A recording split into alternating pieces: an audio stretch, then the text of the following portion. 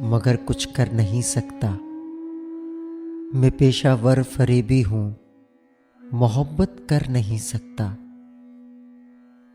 برے ہو یا کہ اچھے ہو، مجھے اس سے نہیں مطلب۔ مجھے مطلب سے مطلب ہے، میں تم سے لڑ نہیں سکتا۔ یہاں ہر دوسرا انسان خدا خود کو کہتا ہے، خدا بھی وہ کہ جو اپنی ہی جھولی بھر نہیں سکتا۔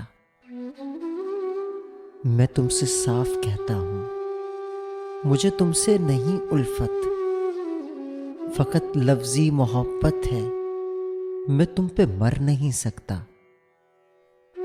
تمہاری بات سن لی ہے، بہت دکھ کی کہانی ہے، سنو تم بعد میں آنا، ابھی کچھ کر نہیں سکتا۔